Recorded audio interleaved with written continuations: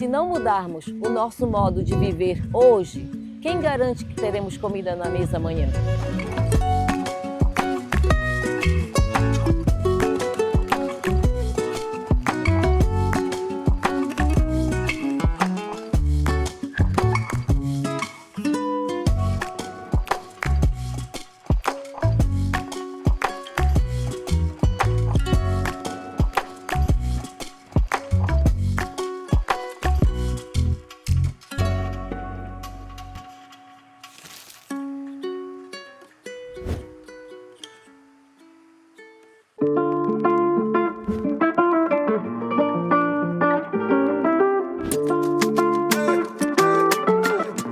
Na mesa da COP30, ele nasce de uma oportunidade única que a gente tem ao receber a COP aqui no Brasil, na Amazônia.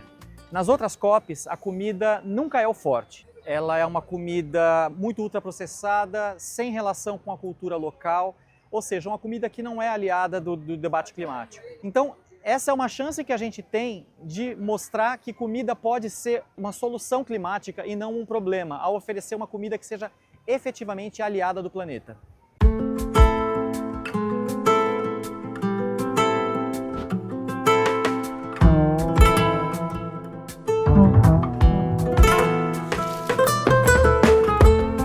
Em novembro de 2024, nós lançamos a iniciativa Na Mesa da COP.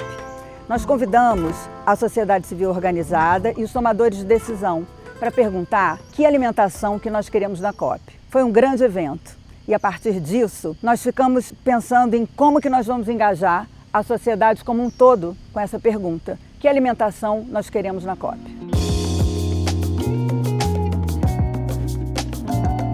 Nosso maior desafio nessa jornada do Na Mesa da COP foi a gente mostrar para as pessoas essa relação de clima e alimentação. Mostrar que essas duas coisas estão muito próximas uma das outras. Parece que para a gente que está dentro da área é uma coisa simples, mas para quem está fora realmente parece que não tem nenhuma relação e há. Então a gente fez conteúdo sobre racismo ambiental, sobre monotonia alimentar, soberania alimentar e mostrando cada vez mais como isso está realmente dentro do dia a dia das pessoas. Junto a isso, a gente contou com a ajuda de influenciadores e de imprensa para garantir que a mensagem do Na Mesa da COP30 chegasse cada vez mais a mais pessoas. Isso foi extremamente importante porque enquanto a gente mobilizava a internet a falar de COP, a falar de clima, a falar de comida, tinha uma galera muito boa por aí articulando com o intuito de fazer com que essa COP fosse a primeira COP com comida agroecológica, de agricultura familiar e sustentável na mesa.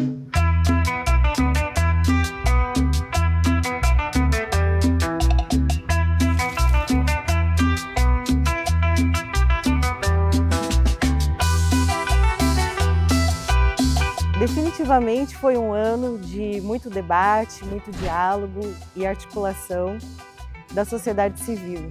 A gente começa em novembro de 24, mas de lá até novembro de 25, muita coisa aconteceu. O primeiro momento foi a gente perceber que a gente tinha muito trabalho de coalizão mesmo, com todas as organizações da sociedade civil que trabalham com sistemas alimentares, se mobilizando para fazer a iniciativa vingar. O segundo momento foi responder aos diversos questionamentos que pairavam no ar. Existe produção agroecológica suficiente? É possível alimentar 30 mil, 50 mil pessoas na COP30 com alimentos da agricultura familiar e dos povos tradicionais? E a logística para isso, como fica? Bom, um outro ponto muito importante para a gente foi o endosso dos conselhos, né?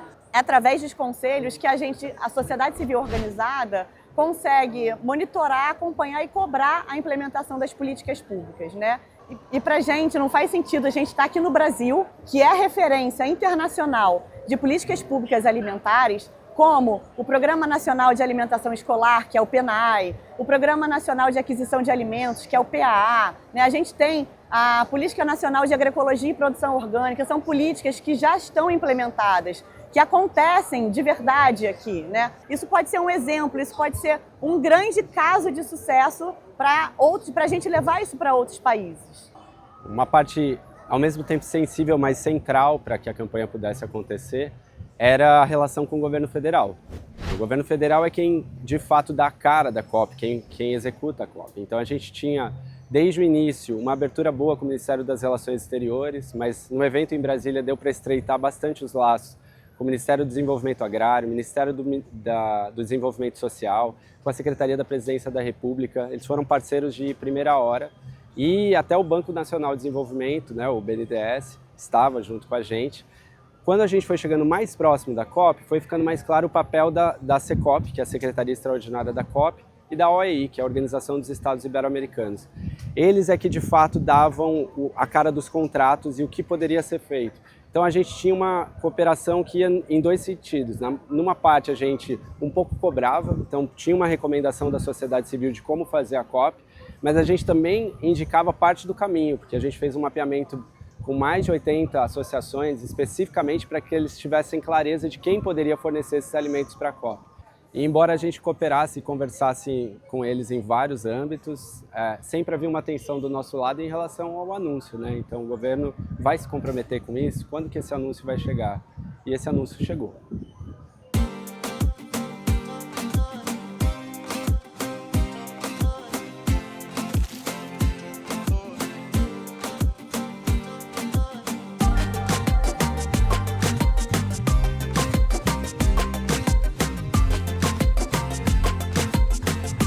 Bom, esse dia que foi anunciado que 30% dos alimentos a serem servidos durante a COP seriam adquiridos da agricultura familiar, com preferência para a agroecologia, para os produtos da sociobiodiversidade brasileira, esse foi um dia realmente muito feliz para a gente, porque representou uma vitória, né, do movimento Na Mesa da COP, mas também representa o reposicionamento da alimentação no centro do debate climático.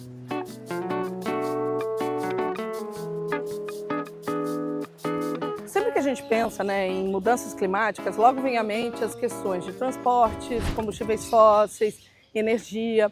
E essa é a primeira COP em que os sistemas alimentares são incluídos como um player importante para mitigar as mudanças climáticas. A gente vem vocalizando, né, essa agenda em diversos espaços e sempre lembrando que comida é clima. Então, o que a gente quer mesmo é que em todas as próximas COPs, sempre quando chegar novembro, a gente entenda essa relação de que comida é clima e esse debate esteja no centro da mesa.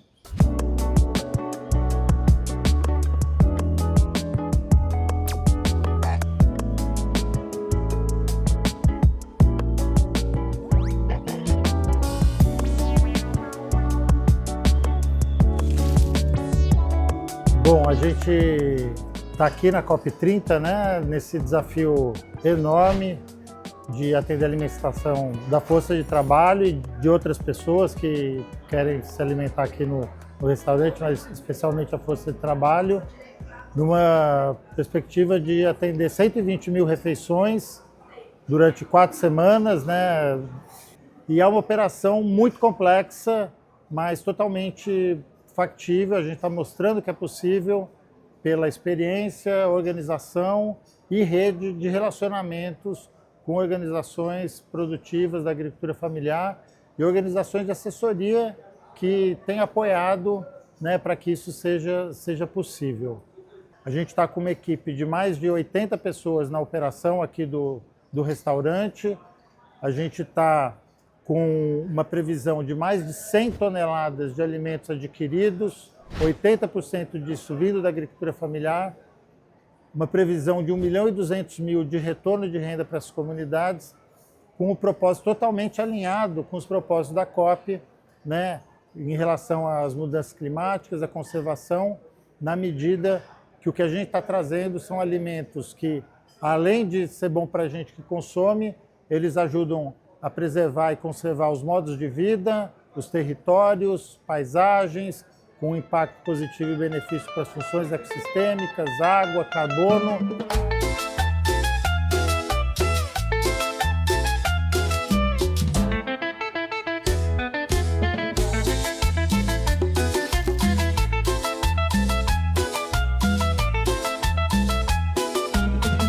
Tem se falado sobre a COP da Verdade e em como esses líderes que estão envolvidos nessa discussão estão preocupados de fato com a solução climática. Acredito que para nós que apoiamos e desenvolvemos projetos em sistemas alimentares, essa também é a COP da Verdade. O Na Mesa da COP30 desenvolveu um trabalho importante antes, durante e vai seguir desenvolvendo depois da COP, pensando nesse olhar importante que é trazer os sistemas alimentares para essa pauta tão importante que é falar de clima. Esse é o legado que nós pretendemos deixar para Belém, para os agricultores, para os produtores de alimentos, para o Brasil, para a sociedade civil e para o planeta. Acho que antes de falar do legado e dos resultados dessa iniciativa, é importante dizer que ela só foi possível por conta do trabalho de muita gente. Foram mais de 40 organizações entre apoiadores, financiadores, organizações da sociedade civil e muita gente que trabalhou nos grupos de trabalho de articulação, comunicação e base produtiva. Nosso agradecimento também a todo mundo que permitiu que o Na Mesa da COP acontecesse. Às agricultoras, agricultores, às cozinheiras, aos voluntários, ajudantes de cozinha, aos profissionais e toda a equipe técnica. Nosso muito obrigada.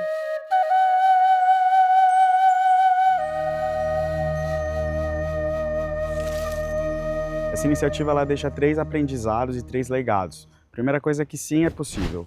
Exige uma articulação, exige força de vontade, exige uma construção aí coletiva com os movimentos, com as redes, mas sim, é possível e isso faz com que essa iniciativa leve para o segundo ponto, que ela seja replicável. Então ela é replicável em outros modelos de eventos tão grandes quanto esse ou menores. E terceiro, que isso fica de estrutura, mas principalmente para quem vive na cidade, porque além de servir o evento, essas redes, esses pequenos agricultores, essa agricultura vai servir escolas no futuro. Então esse projeto ele fica aí como uma chancela de que não importa o lugar que a gente esteja no Brasil, com as distâncias mais inimagináveis, com a pior logística do mundo, mas a gente consegue fazer isso em vários outros locais. Acho que o principal legado, né, que a Mesa da COP traz para essa COP, ele precisa reverter lá quando começou. E começou há 2 anos atrás com a pergunta, né, o que as pessoas vão comer em Belém? Né, qual vai ser a qualidade e a origem desse alimento? E o Na Mesa da COP chega a Belém, né, provando que é possível oferecer comida de verdade, com baixa quantidade de praticamente sem ultraprocessados ou poucos processados, alimentos vindos da agricultura familiar, de produção agroecológica, respeitando a cultura alimentar local, paraense, maravilhosa. Eu acho que um dos grandes legados é provar que, organizando bem a demanda, os produtores rurais, os agricultores, eles dão conta de entregar. E eu espero que as próximas COPs copiem essa boa prática do Brasil. Na Mesa da COP has been an incredible step on the food systems transition.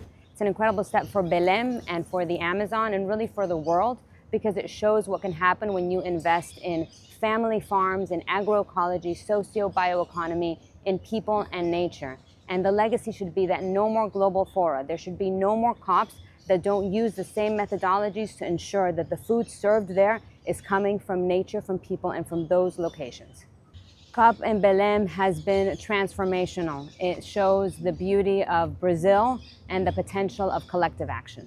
Por a gente estar aqui participando desse momento, né, da COP30, a gente tem uma expectativa de futuro e é onde mostrar que nós temos, com toda dificuldade, a gente tem produção, temos capacidade de botar na merenda escolar mais de 30%. Para mim, o legado na Mesa da COP é que tivemos a garantia de colocar no evento tão importante aquilo que a gente tem melhor, que são alimentos das comunidades, alimentos do povo tradicionais, e poder ver que a gente é capaz de produzir esse alimento, é capaz de colocar em eventos importantes o que a gente trabalha, a nossa agricultura, viabilizar a nossa produção. O grande legado que fica dentro da linha da agricultura familiar agroecológica é justamente esse reconhecer, conviver, essa troca de experiência. Eles vieram para a cidade para participar, eles se alojaram no meio, conviveram com outras pessoas, com outras realidades, né? Produziram alimentos para alimentar pessoas que não são do nosso país. E isso foi lindo. E a grande expectativa é de que isso cada vez mais melhore, que eles realmente tenham se sentido como verdadeiros atores dentro desse processo, né? Que tudo também passa por questões de educação e a cada vez mais a nossa agricultura, nossos jovens, né, homens e mulheres, se sintam valorizados e respeitados. Um senso de justiça e de promessa que a gente buscava, que está sendo cumprida né? Mas sem perder nunca a esperança de que melhor poderá ser.